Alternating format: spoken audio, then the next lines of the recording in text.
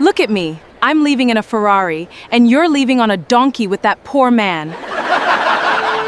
Hello, the wedding of the two Johnson sisters became the biggest talk of Oak Ridge, a quiet town where everybody knew everybody. People filled the old church long before the ceremony began because everyone wanted to see which sister had made the better choice. Vanessa Johnson, the older sister, had always dreamed of a life filled with luxury. She loved expensive clothes, fancy restaurants, and anything that showed success. When she became engaged to Marcus Hill, a wealthy businessman known for driving a bright red Ferrari, everyone said she had won the lottery. The Ferrari was parked proudly outside the church, shining under the afternoon sun, and people couldn't stop taking pictures beside it. Friends whispered that Vanessa would never have to worry about money again. Meanwhile, her younger sister, Naomi Johnson, stood quietly in a simple white dress. She wasn't interested in showing off or proving anything to anyone. She believed that a person's heart mattered more than the size of their bank account. The man she had chosen was Elijah Brooks, a quiet black farmer who lived just outside town. Elijah didn't own luxury cars or designer suits. He arrived wearing clean but simple clothes, and instead of driving a sports car, he came riding an old brown donkey that had been with him for years while working on his family's farmland.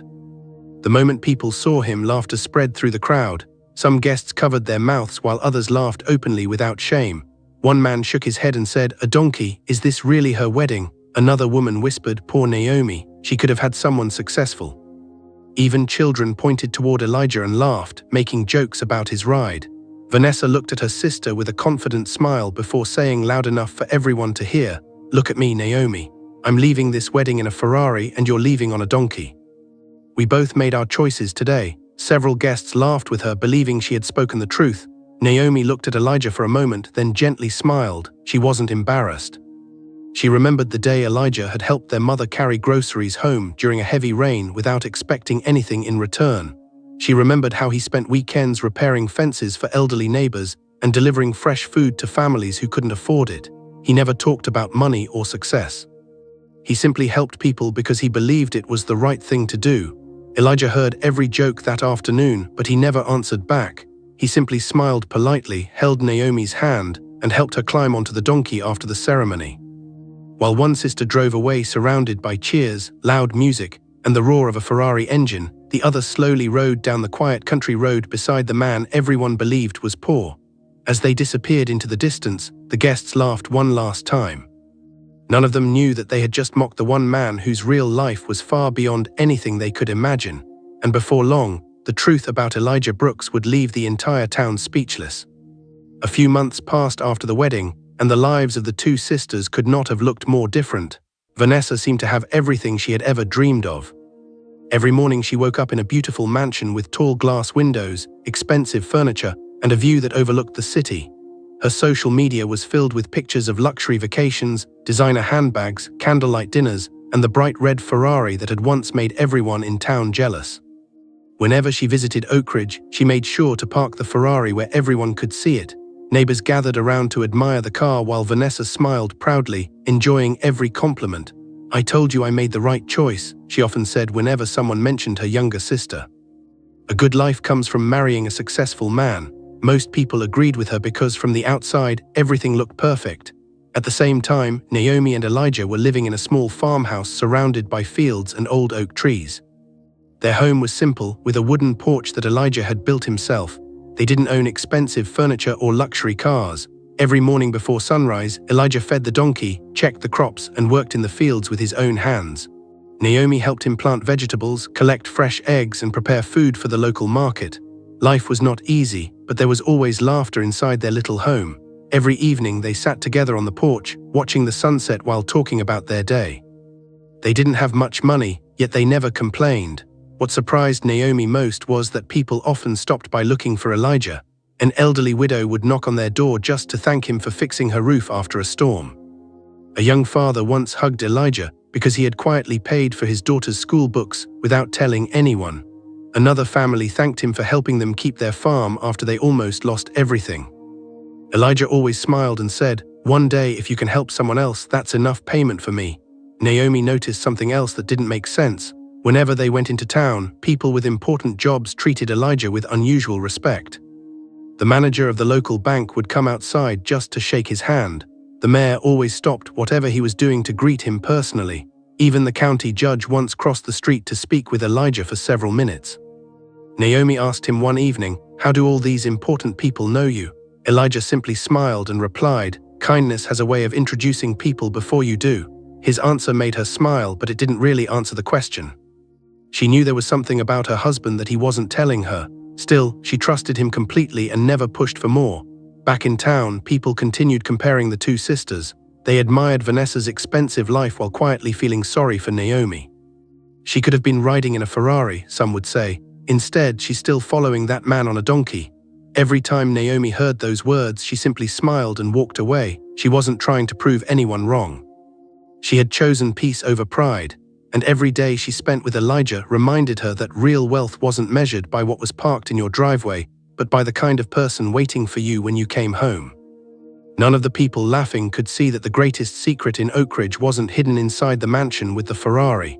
It was quietly living inside the little farmhouse at the end of the dirt road, and before long, that secret would change everything they believed about success. A little over 2 years had passed since the weddings, and for the first time, people began noticing that the glamorous life Vanessa had fought so hard for was starting to fall apart. The pictures on social media became less frequent, the smiles looked forced, and the excitement that once surrounded her marriage slowly disappeared. Marcus was no longer the charming man who had promised her the perfect life. He spent most of his time chasing bigger business deals and attending expensive parties, often leaving Vanessa alone in the huge house. Their conversations turned into arguments about money, status, and appearances. Marcus cared more about what people thought than how his wife felt.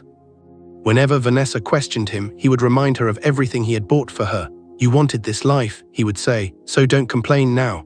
Vanessa tried to ignore the warning signs, convincing herself that every marriage had difficult seasons, but the problems only grew worse. News began spreading that Marcus's company was struggling.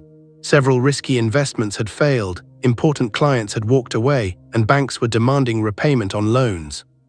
One morning, Vanessa looked out of the mansion window and watched a tow truck take away the same red Ferrari that had once made everyone jealous. She stood there speechless as the car disappeared down the street. The neighbors who once admired her now watched from their windows in silence. Some quietly shook their heads, while others whispered that maybe money couldn't solve every problem after all. Marcus became angry and frustrated, blaming everyone except himself. The house that had once been filled with laughter and parties now echoed with arguments and slammed doors. Vanessa realized she barely recognized the man she had married. The wealth she had trusted so much was slipping away, and with it came the painful truth that she had never really known the person beside her. Meanwhile, life on Elijah and Naomi's small farm remained peaceful. They still woke before sunrise, worked side by side, and ended each day with grateful hearts. They had repaired the farmhouse together, planted more crops, and slowly built a life based on trust instead of luxury. The donkey was older now, but Elijah still cared for it with the same patience and kindness. Whenever someone in town needed help, Elijah was the first to arrive, whether it was repairing a broken fence, delivering food to a struggling family, or helping neighbors after a storm. Naomi noticed that no matter how busy he became, he never expected praise or recognition. She admired that more every single day, yet there were still moments that left her wondering about the man she had married. Sometimes Elijah would receive phone calls that he always answered in private. Once a black SUV quietly stopped outside the farmhouse late at night. A man wearing an expensive suit stepped out, spoke with Elijah for only a few minutes, shook his hand respectfully, and drove away without saying another word. When Naomi asked who the visitor was, Elijah smiled gently and replied, "Just someone I promised to help a long time ago." His answer sounded sincere, but she could tell there was more to the story. Back in Oak Ridge, people had slowly stopped laughing at Naomi. They noticed that although she lived simply, she always looked peaceful, while Vanessa, who had once seemed to have everything, looked tired and unhappy. For the first time, some began asking themselves if they had judged the two sisters too quickly. Still, no one imagined the truth. They believed Elijah was simply a kind farmer with an old donkey. They had no idea that behind his quiet life was a secret so extraordinary that it would soon leave the entire town standing in complete silence. Early one Monday morning, Oak Ridge woke to a sound no one had ever heard before. The quiet streets that were usually filled with birds and tractors suddenly echoed with the engines of several black luxury SUVs driving slowly toward the edge of town. People looked through their windows, wondering if a famous politician or celebrity had arrived. Shop owners stepped outside, neighbors gathered on sidewalks, and children rode their bikes behind the long line of expensive vehicles. Everyone expected the convoy to stop at the mayor's office or in front of one of the richest homes in town. Instead, every SUV turned onto the old dirt road leading to Elijah and Naomi's small farmhouse. The crowd followed in complete confusion. Vanessa happened to be visiting their mother that morning, and when she saw the vehicles passing by, she frowned and said, "There's no way they're going to Naomi's place." Curious, she climbed into her car and followed everyone else. Within minutes, dozens of people were standing near the farmhouse, whispering to one another. Elijah was exactly where he always was, wearing his old work boots and a faded shirt, repairing a wooden fence while his donkey quietly grazed nearby. He looked up as the first SUV stopped. A tall man in a perfectly tailored suit stepped out, followed by several women and men carrying leather briefcases. Their clothes, watches, and confident walk made it obvious they were important business executives. The crowd expected them to ask for directions, but instead the first man walked straight toward Elijah, smiled warmly, and held out his hand. "Good morning, Mr. Brooks," he said with genuine respect. "The board members have all arrived. They're waiting for you." The entire crowd fell silent. Elijah calmly shook the man's hand and replied, "Thank you, James. Give me just a minute. I need to wash my hands first." Naomi stood on the porch just as surprised as everyone else. She had never seen these people before, yet they clearly knew her husband. Vanessa looked around, expecting someone to explain what was happening. "Board members," she whispered. "What board?" Before anyone could answer, another executive stepped forward carrying a folder. "Mr. Brooks, the London team has joined by video, and the New York directors are ready to begin as soon as you arrive." Hearing the names of two major business cities made the crowd even more confused. One elderly neighbor quietly said, "Why would people from London and New York come all the way here to meet Elijah?" Nobody had an answer. Elijah turned toward Naomi and smiled.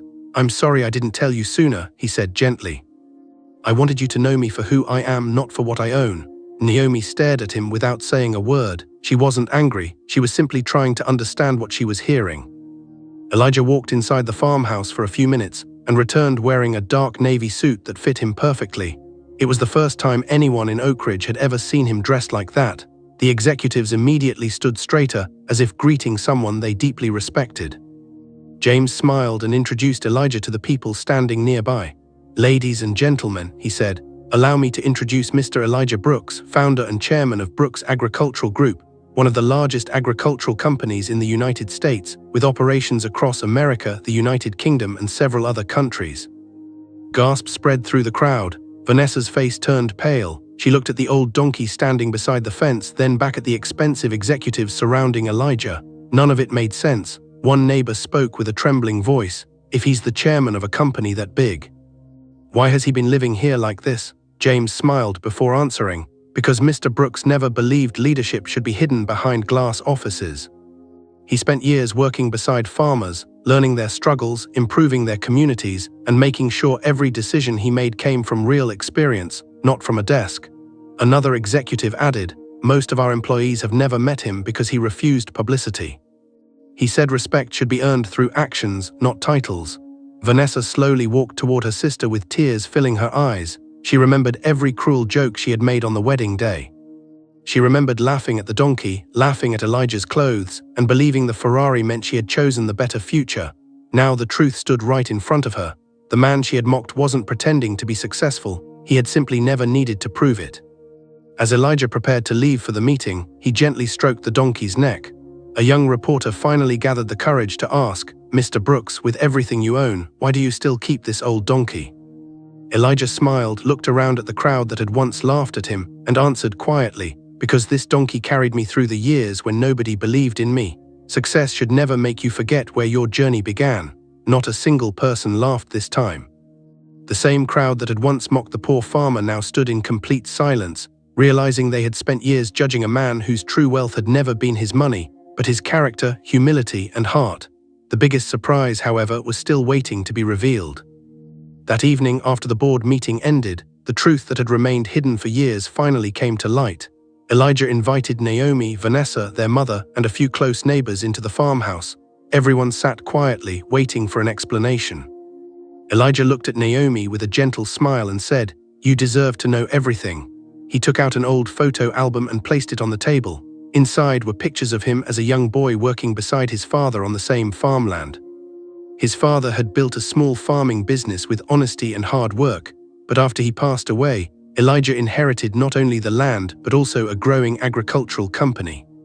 Instead of moving into a luxury office or living in a mansion, Elijah chose to stay where his family had started. He expanded the business across the United States and the United Kingdom while quietly visiting farms, speaking with workers, and understanding the struggles they faced. Only a handful of senior executives knew what he really looked like, because Elijah refused to appear in advertisements or magazines. "If people treat me well only because they know I'm wealthy," he said softly, "then they don't truly respect me. I wanted people to judge me by my heart, not my bank account." Naomi reached for his hand, realizing that the man she had married had never hidden his character, only his success. Elijah then revealed one final surprise.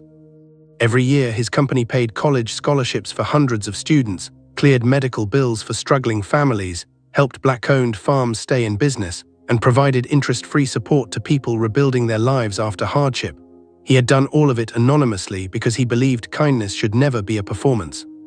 Tears filled Vanessa's eyes as she realized the greatest man in the room was never the one driving the Ferrari. It was the quiet man who rode a donkey, stayed humble, and used his success to lift others instead of himself. As the news about Elijah spread across Oak Ridge, the town seemed different. The same people who had laughed at him on his wedding day now lowered their eyes whenever they saw him. They remembered every joke, every whisper, and every moment they had judged him because of an old donkey instead of his character. Vanessa carried that guilt more than anyone. One afternoon, she walked to Naomi and Elijah's farmhouse alone.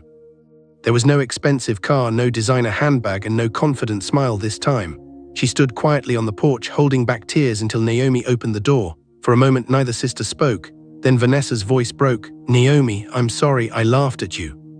I thought marrying a rich man meant I had won, and I treated you like you had failed. I judged Elijah without ever knowing the kind of man he really was."